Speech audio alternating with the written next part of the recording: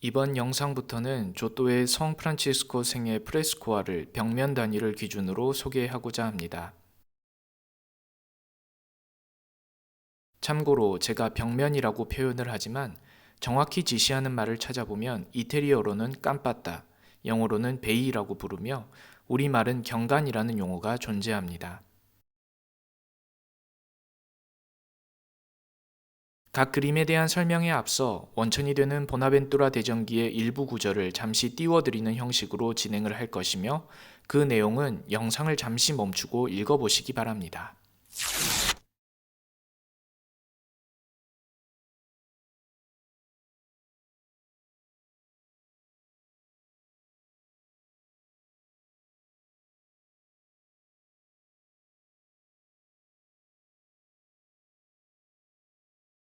프란치스코 생애 연작의 가장 첫 장면은 보나벤투라 대전기에 가장 처음에 나오는 이야기로 시작합니다.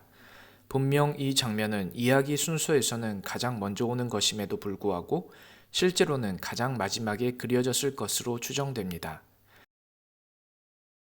그림의 스타일도 바로 이어지는 2번, 3번 그림들보다는 마지막의 세 장면, 곧 26, 27, 28번의 스타일과 비슷하다라고 합니다. 따라서 많은 학자들이 1번 그림의 작가는 조또가 아니라고 생각을 합니다. 배경에 등장하는 건물들은 실제로 아시시 뽀볼로 광장을 매우 정확하게 묘사해 두고 있습니다.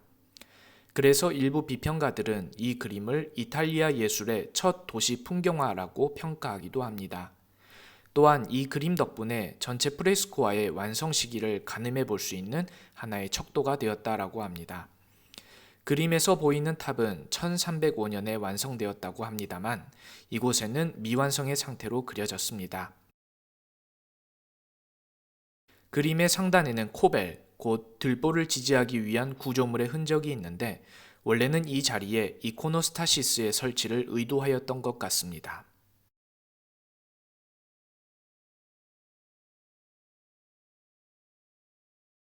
프란치스코는 첫 장면부터 후광을 가지고 있습니다. 후광을 지닌 이는 거룩한 사람, 곧 성인이라는 뜻입니다. 그런데 프란치스코의 이야기를 먼저 그린 하보 대성당의 마이스트로 디 산 프란체스코의 프레스코아에서는 프란치스코가 회개한 이후의 후광을 표시합니다.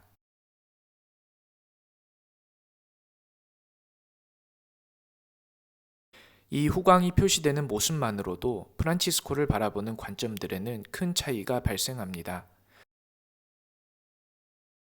회개 이후에 후광이 드러나는 모습은 이 전환점에 전과 후의 삶의 양식이 극단적으로 차이가 남을 강조하고 있습니다. 그렇기 때문에 프란치스코는 회개 이전에는 굉장히 타락하고 부도덕한 사람으로 표현이 됩니다. 가령 프란치스코 전기를 처음 쓴 첼라노는 프란치스코를 다음과 같이 소개합니다.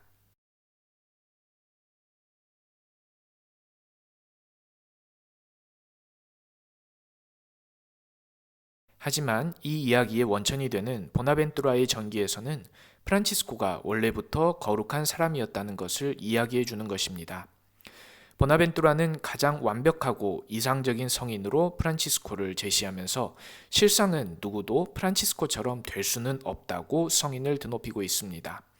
그럼에도 불구하고 프란치스코는 성덕의 모델로서 작은 형제들이 본받아야 할 사부인 것입니다.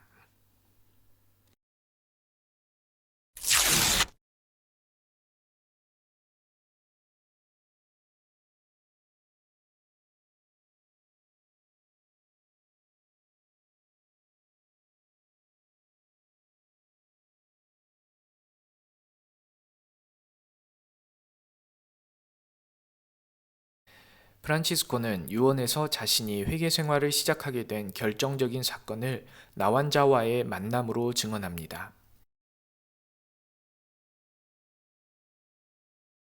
그리고 보나벤투라 대전기에서도 이와 관련된 에피소드가 등장합니다.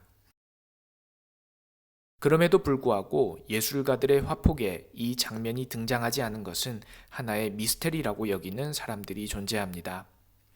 한편으로 어떤 학자들은 나완자와의 만남이라는 중대한 사건을 이야기의 흐름과 의미상으로 이 장면을 통해서 대치되고 있다라고 말하기도 합니다. 배경의 왼쪽은 아시시이고 오른쪽은 수바시오 산의 베네딕토 수도원입니다.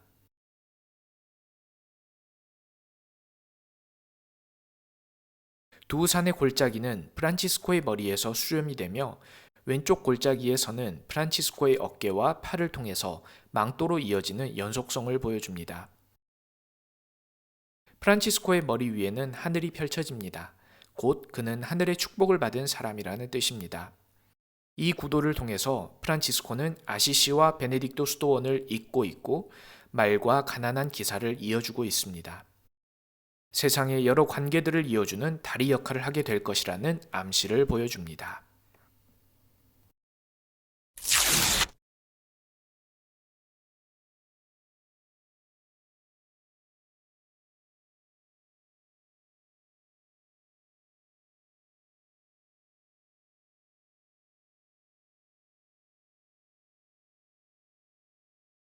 프란치스코는 어느 날 자신이 기사로서 성공하게 될 것이라는 꿈을 꾸게 됩니다.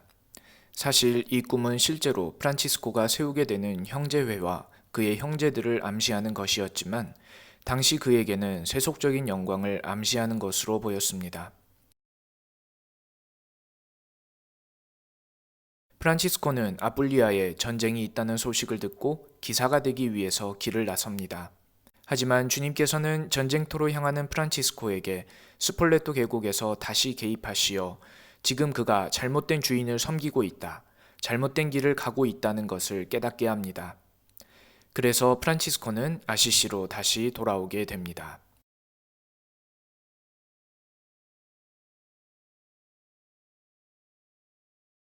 이 장면은 연속되는 세 장면의 결론처럼 제시됩니다. 한 단순한 사람으로부터 프란치스코라는 청년이 인식이 되고 이 청년은 선행을 베풀었으며 그 선행의 보답으로 주님께 미래에 대한 약속을 받습니다. 장면의 연속적인 흐름은 프란치스코가 입은 옷을 통해서 드러나며 외투, 망토, 이불로 연결되는 소재들도 그 연속성을 드러내줍니다. 1번 벽면이 이야기를 진행하는 구조는 처음에 다른 사람으로부터 프란치스코가 인식된다라는 것이었고 마지막에 꿈 혹은 환시라는 장면으로 막을 내립니다. 이 구조는 2번 벽면과 3번 벽면도 동일합니다. 4번 그림은 그리스도의 십자가가 프란치스코를 알아보았다라는 내용이며 6번 그림에서는 교황 이노첸시오가 꿈을 꿉니다. 7번 그림에서는 이노첸시오 교황이 프란치스코와 그 형제들을 알아주었고 9번 그림에서는 파치피코라는 형제가 환시를 통해서 프란치스코와 그 형제들이 하늘에서 차지하게 될 왕좌를 보게 됩니다. 꿈은 주님께서 개입하시는 장면이자 앞으로 프란치스코가 받게 되거나 이루게 될 일들을 미리 보여주는 것입니다. 다음 영상은 두 번째 벽면에 대해서 이야기를 나누겠습니다. 감사합니다.